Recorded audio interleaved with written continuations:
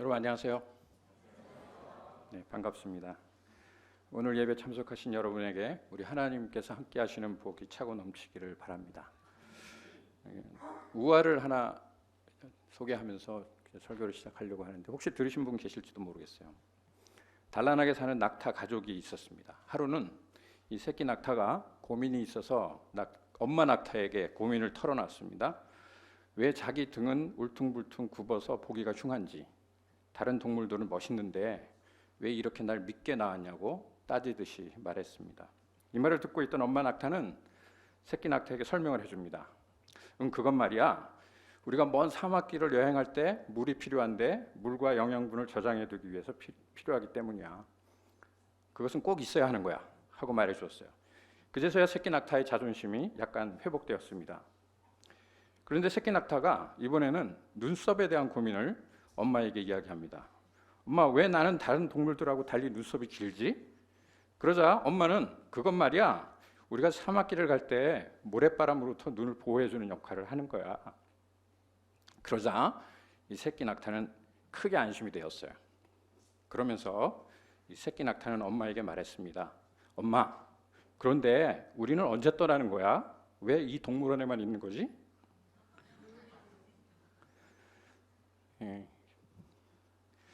이 낙타 가족 우화는 우리가 떠나지 않으면 아무런 일도 일어나지 않는다는 것, 그리고 우리가 떠나지 않으면 우리가 가지고 있는 이 장점들을 살릴 수 없다는 이야기를 하고 있는 것이죠.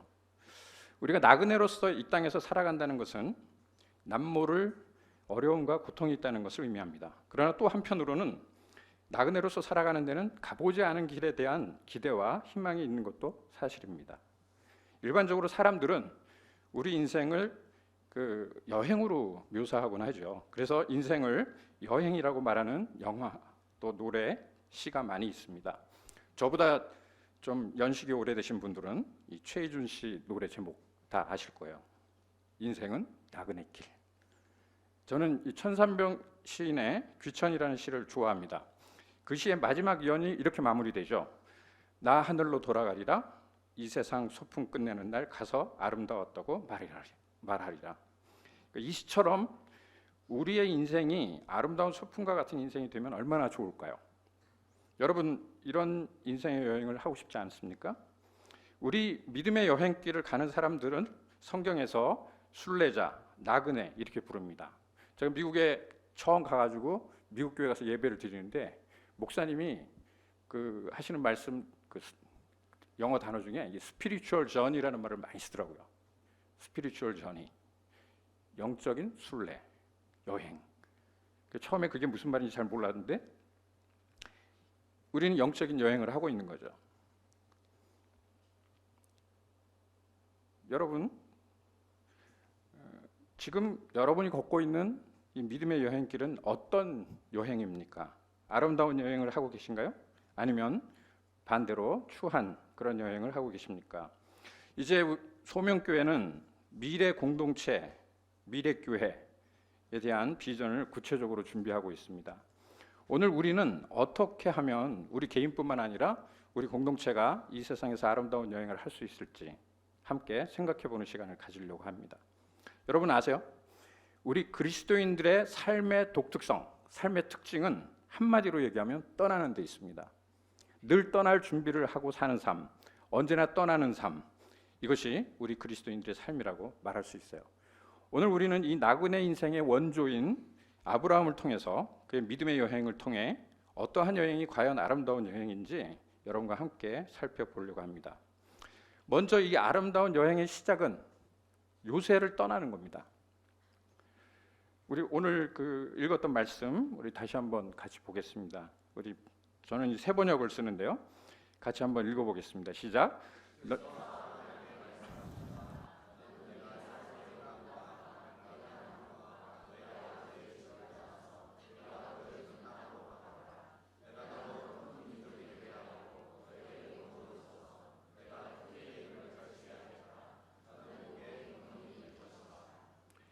오늘 우리가 읽은 이 창세기 말씀은 아브라함의 믿음의 여행이 시작되는 시점이자 그를 믿음의 조상이 될 수 있게 한 바로 그 구절입니다. 그런데 오늘 이 창세기 12장 말씀은 창세기 전체의 구조 속에서 이해되어져야 돼요. 본문 이전에 있었던 사건은 7장부터 10장까지 노아의 홍수가 있었고요. 11장에서 우리가 잘 아는 바벨탑 사건, 그리고 사람들이 흩어지는, 그리고 여러 족보들이 나옵니다. 그리고 나서 오늘의 본문이 나오는데, 이런 상황 속에서 하나님이 떠나라 하셨고 아브라함은 떠났다는 거죠. 이건 무엇을 의미하는 것일까요? 우리 특히 바벨탑 사건이 아주 중요해요. 바벨탑 사건의 핵심 구절은 11장 3절하고 4절입니다. 우리 같이 한번 읽어볼까요? 시작. 그들은 서로 말하였다. 자, 벽돌을 빚어서 단단히 구워내자. 사람들은 돌 대신에 벽돌을 쓰고 흙 대신에 역청을 썼다. 그들은 또 말하였다. 자, 도시를 세우고 그 안에 탑을 쌓고서 탑 꼭대기가 하늘에 닿게 하여 우리의 이름을 날리고 온 땅 위에 흩어지지 않게 하자. 이 구절이 왜 중요할까요? 특히 4절에 나타난 흩어지지 않게 하자. 이 말은 바벨탑 사건 당시 대부분의 사람들이 갖고 있던 의식, 심리 상태, 내적인 자세를 보여주고 있다는 거죠. 4절에서 이 도시라는 것은 요새입니다. 요새를 쌓아서 이 꼭대기가 하늘에 닿게 해서 우리의 이름을 내고 우리가 흩어짐을 면하자. 이것을 한마디로 요새 심리라고 그렇게 부릅니다. 요새 심리란 뭘까요? 같이 한번 읽어볼까요? 사람들이 흩어짐을 면하기 위해 끼리끼리 모여 자기 자신들의 안보와 안정을 도모하고 그 속에서 삶의 의미를 찾고자 하는 의식. 우리끼리 모여서 우리끼리 힘을 합쳐서 여기에 우리의 요새를 만들자. 그리고 이 요새를 통해서 우리의 이름을 내고 이 요새를 통해 내 삶의 의미와 정체성을 발견하자는 것이죠. 이것이 홍수 이후에 모든 인간에게 공통적으로 지속적으로 흘러가고 있는 생각이었습니다. 이 요새 심리가 강한 민족 중에 하나가 바로 우리 한민족입니다. 한국 사회는 여러 가지 연이 있어요. 학연, 지연, 혈연 모든 걸로 똘똘 뭉쳐 있습니다. 끼리끼리 뭉쳐서 흩어짐을 면하자. 요새 심리가 아주 강하죠. 그래서 대부분 처음 만나면 뭐부터 따지죠? 족보부터 따집니다. 뭔가 공통점이 있나 알아보죠. 먼저 어디서 살았니? 어느 학교에서 공부했냐? 하면서 내 요새에 속했는지 다른 요새에 속했는지 이걸 살피는 겁니다. 근데 사실 이렇게 내 요새를 짓고 그 속에 들어가서 살겠다는 심리는 한국 사람들에게만 있는 것은 아니죠. 인류 전체에 흐르고 있는 공통적인 생각인 것입니다. 여러분, 결혼한 후에 가장 큰 이슈는 뭡니까? 집장만이죠. 이것은 나쁜 것은 아닌데 집이 장만되면 일단 자기가 안정된 것 같아요. 뭔가 자기 정체감을 찾는 듯해 보입니다. 그래서 모든 에너지를 집 장만하는데 쏟는 거죠. 요즘 영끌이라는 단어가 대표적인 겁니다. 사람들은 재산을 통해서 나의 가치와 안전을 도모합니다. 결혼도 마찬가지입니다. 결혼을 통해서 서로를 보살펴줄 사람을 찾음으로써 안정감을 느낍니다. 한국 부모들이 자녀에게 집착하는 이유 중 하나는 뭐 다 그렇지는 않지만 나중에 누가 나를 돌봐주겠어, 이런 말에 담겨 있죠. 농담으로 이런 말을 합니다. 사실 그게 자식을 위하는 것 같지만 자신의 요새를 만들고 있는 것이죠. 물론 부모님의 숭고한 사랑을 평가절하하는 것은 아닙니다. 이런 것들이 다 요새 심리입니다. 내가 쥐고 있는 것에서 자신의 가치를 발견하고 비슷한 사람들끼리 모여서 요새를 형성하고 그 속에 들어앉으려는 의식. 이 의식은 아브라함이 살았을 때도 그랬고 바벨탑은 그것을 상징적으로 나타내주는 그런 사건이었습니다. 좀 더 이야기하면 우리 개신교인들 중에서도 이런 요새 심리가 있어요. 유명한 교회를 나가거나 유명한 목사님을 추종하는 이유를 이 요새 심리에서 찾을 수 있습니다. 난 어느 교회 다녀? 우리 목사님이 누구야? 이 말에는 뭔가 요새 심리가 작용하고 있다는 겁니다. 바로 이런 상황에서 아브라함이 자신의 요새를 버리고 떠났습니다. 만약 여러분이 인생과 믿음을 통해 아름다운 여행을 하기를 원한다면 그 시작에서 첫 번째 할 일은 여러분의 요새를 떠나야 되는 거죠. 당신이 안전하다고 생각되는 부분, 나의 가치라고 생각되는 부분, 하나님 외에 그것이 있다면 그것을 떠날 때 비로소 우리는 아름다운 여행을 시작할 수가 있습니다. 자, 그러면 하나님은 왜 떠나라고 하실까요? 그 속에 하나님의 뜻이 있습니다. 사람에게 가장 먼저 명하신 일이 있는데요. 그 말씀은 창세기 1장 28절입니다. 창세기 1장 28절 우리 같이 한번 볼까요? 시작. 하나님이 그들에게 생육하고 번성하여 땅에 충만하여라. 땅을 정복하여라. 바다의 고기와 공중의 새와 땅 위에 움직이는 모든 생물을 다스려라 하셨다. 첫 번째 명령은 땅에 충만하라이고 두 번째는 다스리랍니다. 여러분 한번 생각해 보세요. 말씀처럼 충만하기 위해서는 한 군데 요새를 쌓고 있으면 충만할 수가 없어요. 땅에 충만하라는 말 그 자체가 주는 의미는 여행을 해라, 떠나라, 한 군데 성 쌓고 요새에 틀어박혀 있지 말고 흩어져 가라, 이런 의미가 담겨 있는 것입니다. 그래서 많은 신학자들이나 성교학자들은 성교의 이유를 오늘 말씀에서 찾고는 합니다. 그리고 가서 해야 할 일은 다스리라는 거죠. 우리는 다스리라는 말을 들으면 거부감부터 생깁니다. 왜 그런지 아십니까? 어제도 말씀드렸어요. 우리가 가정이나 국가로부터 우리는 좋은 다스림을 경험하지 못했기 때문이죠. 원래 하나님이 명하신 다스림이란 어떤 것일까요? 이사야 40장 10절 11절을 보면 하나님께서 다스린다고 할 때 그 다스림의 의미가 잘 나타나 있습니다. 같이 한번 읽어보겠습니다. 시작. 만군의 주 하나님께서 오신다. 그가 권세를 잡고 친히 다스리실 것이다. 보아라, 그가 백성에게 주실 상급을 가지고 오신다. 백성에게 주실 보상을 가지고 오신다. 그는 목자와 같이 그의 양떼를 먹이시며 어린 양들을 팔로 모으시고 품에 안으시며 젖을 먹이는 어미 양들을 조심스럽게 이끄신다. 자, 여기서 주목할 단어는 뭐냐면 목자와 같이예요. 목자와 같이. 다스리는 것은 밑에 있는 사람을 괴롭히고 자기 마음대로 이용하고 착취하는 것이 아니라 목자같이 행하는 것. 이것이 다스림입니다. 그러므로 창세기 1장 28절에 땅에 충만하여라, 이 땅을 다스리라는 이 말씀은 여행을 통해서 내가 가는 그 땅을 목자같이 다스려 복이 되라, 그런 말씀인 것입니다.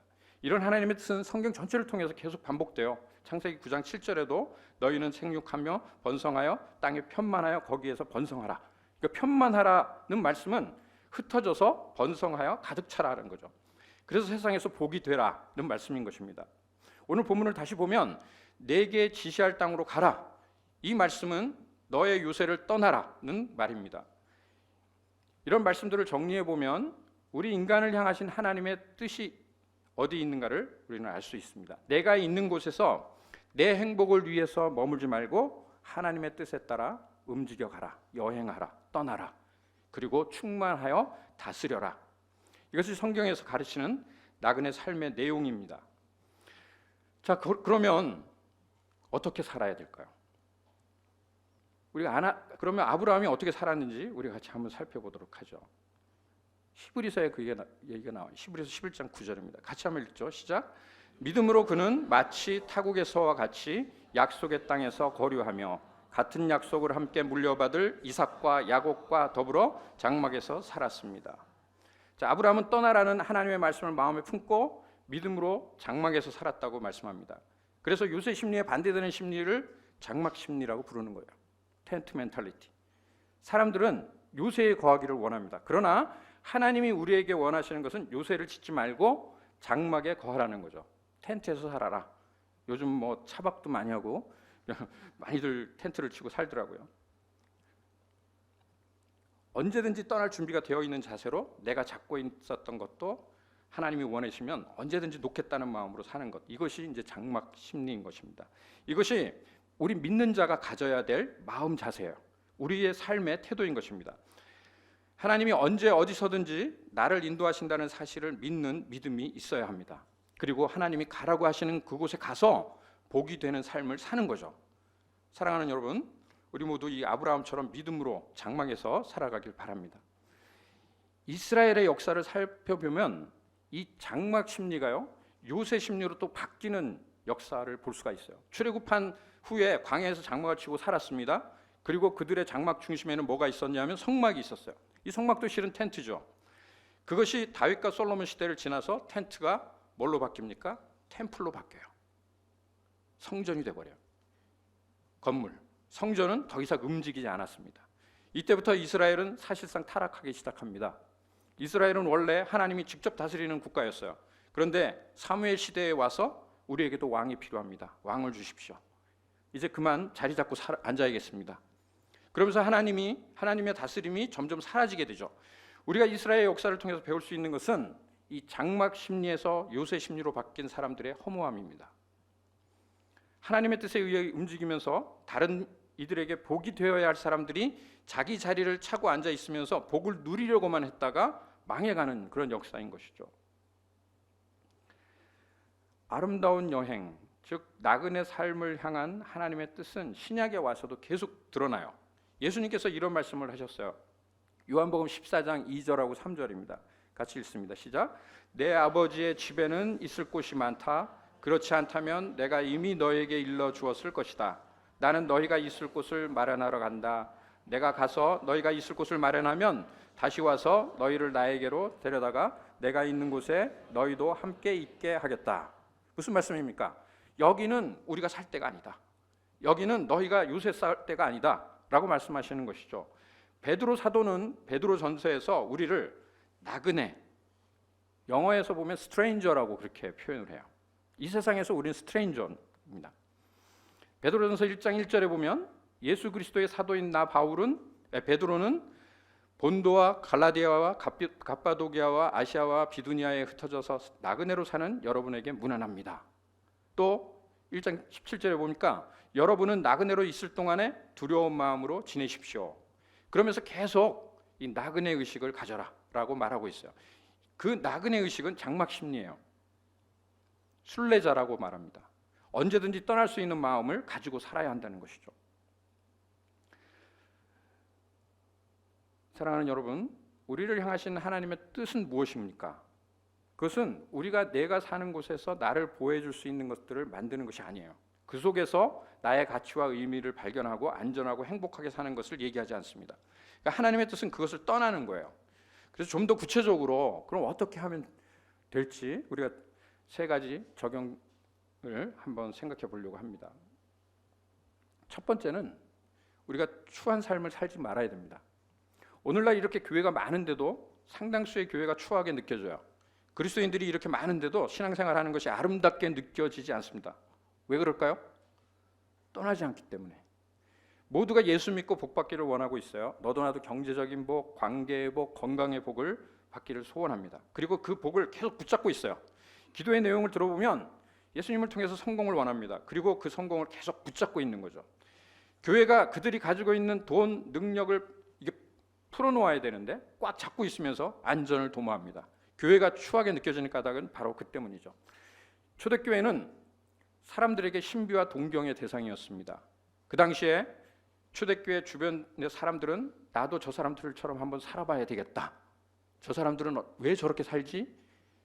그런 생각을 가지고 교회로 몰려들었어요. 그런데 기독교가 국교가 되고 요새를 만들고 나서는 더 이상 사람들의 동경의 대상이 아니었습니다. 그 다음부터는 교회가 이용의 대상이 되었죠. 어떻게 하면 교회를 통해서 이득을 볼까? 그런 생각들을 가지기 시작했습니다. 더 이상 아름다움이라는 것은 없어졌어요. 우리가 사는 이 세대에서는 이제 교회 밖에 있는 사람들은 나도 저 사람들처럼 손가락질을 받는 것이 싫어서 예수 믿는 것을 주저하게 그렇게 되어버리고 만 것입니다. 여러분, 만약 여러분 자신의 인생에 열심히 준비하고 노력한 결과물이 있다고 합시다. 그러나 그것을 통해서 내 이름을 내고 내 가치를 발견하고 그것에서 내 인생의 의미를 발견하려고 한다면 그 성취, 여러분이 달성한 것, 그것조차도 어쩌면 나의 요새가 될 수가 있어요. 이 얘기는 열심히 살지 말라는 말씀이 아닙니다. 요새 심리를 가지지 말라는 말은 집 장만하지 말고 직장 버리라는 말이 아니에요. 집도 장만하고 직장도 가져야 합니다. 세상 가운데서 우리는 열심히 사는 것은 그리스도인들의 의무입니다. 그러나 하나님이 언제든지 떠나라 라고 말씀하시면 놓겠다. 이건 장막일 뿐이다. 이런 의식을 가지라는 말이죠. 이것이 추하지 않게 사는 그런 비결입니다. 무엇에 사로잡혀 사는 삶이 아닌 참 자유로운 삶이 되는 것입니다. 저는 어제 오늘 우리 소명교회 공동체를 보면서 또 제가 느끼면서 이 안에 참 자유로운 그런 삶이 있구나, 영혼들이 있구나, 이런 생각을 많이 했습니다. 두 번째 우리가 가져야 될 건 뭐냐면, 적용할 수 있는 거는, 하나님은요 당신만을 요새로 삼고 우리가 요새 심리를 벗어나는 것을 원하세요. 하나님만을 요새로 삼아야 합니다. 여러분 아셔요? 요새 심리를 가지면 그 요새 때문에 고통당하기가 쉽습니다. 그것이 세상이 주는 속임수이기도 해요. 요새는 우리를 행복하게 해주는 것이 아니라 우리에게 상처를 주는 거죠. 오늘 여러분이 여러분을 보호하기 위해 둘러친 요새는 뭡니까? 내 사업과 경력, 의지하지 마십시오. 돈, 재산 어느 날 없어지게 되면 그것 때문에 고통당할 수 있습니다. 자식, 그것도 우상이 될 수 있어요. 혹시 과거의 아픔과 상처 때문에 자신을 보호하기 위해서 담을 쌓고 계신 분들이 계십니까? 그 담 안에 머무는 것도 요새입니다. 사람들 앞에 나오면 상처 입을까 봐 겁나서 그 안에 머물고 있지는 않습니까? 그것도 역시 요새예요. 영원히 그 안에 갇힌 자로 살아갈지도 모릅니다. 하나님께서는 우리를 너무 잘 아세요.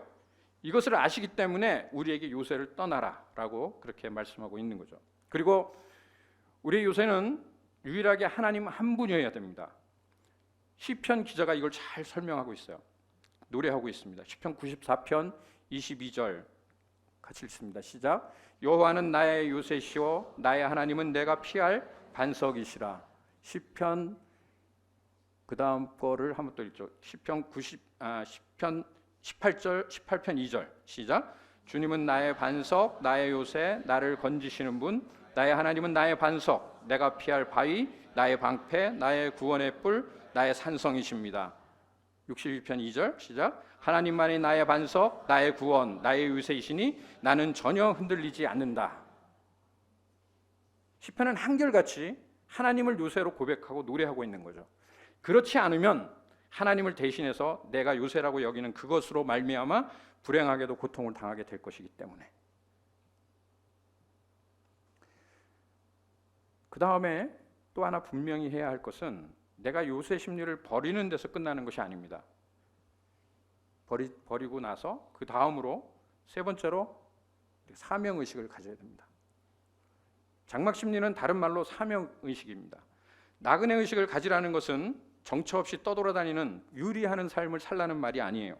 내가 복의 근원이 되라는 것입니다. 복의 근원이란 복을 누리는 것에만 끝나지 않습니다. 내가 복에 연결되어 있기 때문에 아무렇게나 살아도 복을 누리는 삶을 보장받는 것이 아닙니다.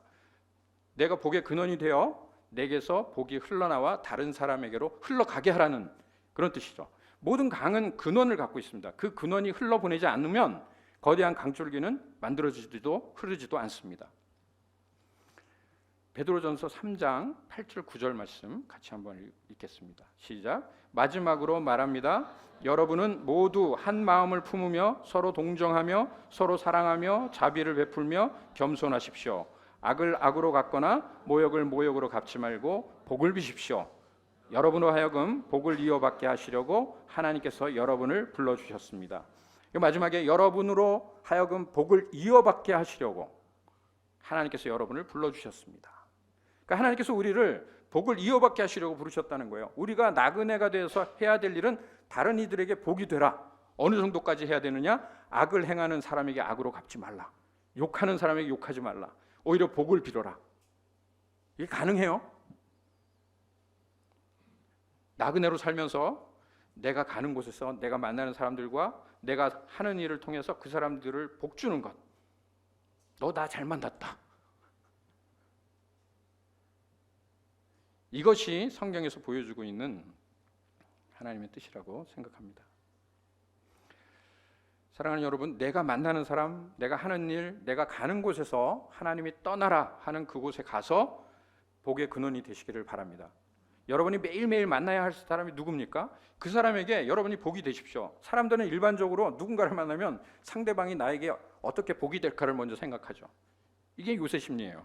그러나 장막 심리를 가진 사람들은 내가 그 사람에게 어떻게 하면 복이 될까를 생각해요.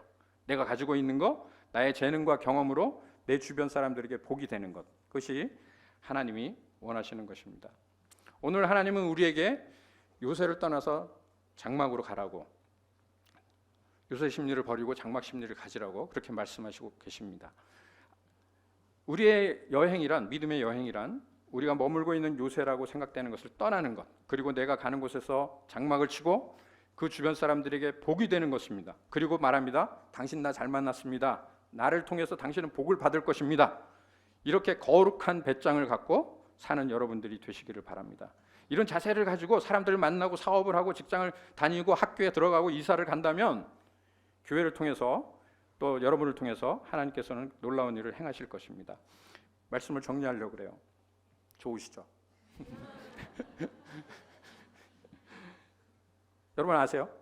이런 장막 심리를 가졌던 사람들이 역사 속에서 하나님의 일을 해왔다는 거죠. 성경과 역사 속에서 이 요새 심리를 가졌던 교회들이 있습니다. 그중 대표적인 교회가 요새 심리를 가졌던 교회는 예루살렘 교회예요. 예루살렘 교회는 예루살렘을 떠나지 않고 끝까지 자기들끼리 모였습니다. 어떻게 됐습니까? 하나님이 그냥 직접 흩으셨죠. 자기들끼리의 안녕을 추구하고 자기들끼리만 복을 누리는 교회는 하나님께서 떠나라 하시고 그래도 말 안 들으면 흩어버리시죠. 결국 첫 번째 교회임에도 불구하고 예루살렘 성이 무너지면서 존재 자체를 찾기 힘들게 됐습니다. 반면에 성경에 나오는 교회 중에 흩어지는 것을 즐겨하는 그런 교회가 있었어요. 안디옥 교회입니다. 비록 이방인들로 구성된 교회였지만 그들은 바울과 바나바를 선교사로 보냈어요. 자기들에게 제일 중요한 리더를 다른 교회를 위해 보냈습니다. 결국 교회사적으로 가장 중요한 교회가 되었던 거죠. 우리가 읽는 신약 성경의 대부분의 서신들이 모두 안디옥 교회가 개척한 교회들입니다. 사랑하는 여러분, 소명교회가 어떤 교회가 되어야 할까요? 비슷한 사람들끼리 모여서 우리들끼리만 재미있게 복받으면서 난 이런 교회 다녀 하며 자랑하는 게 우리의 목적인가요? 우리는 여기에서 장막의식을 가지고 사는 안디옥 교회와 같은 교회가 되어야 하지 않을까요?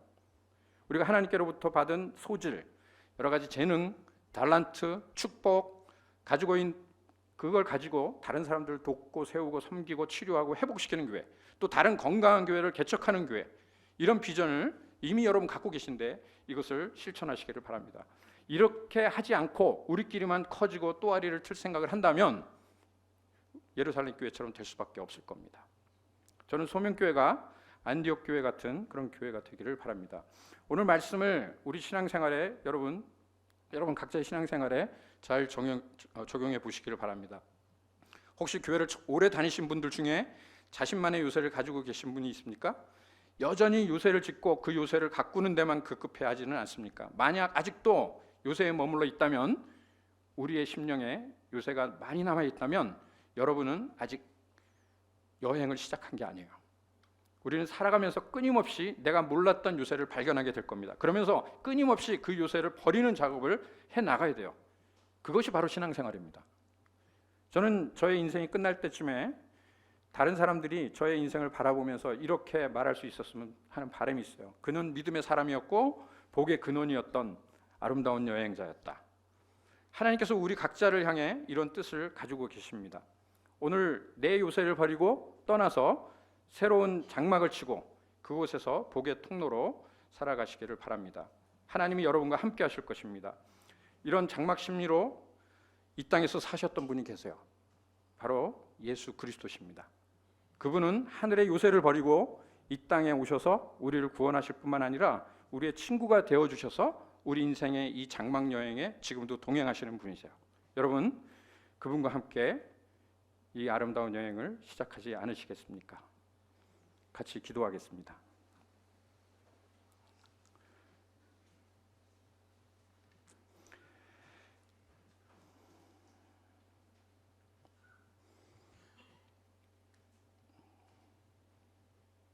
우리의 인생이 아름다운 여행이 되기를 원하시는 하나님,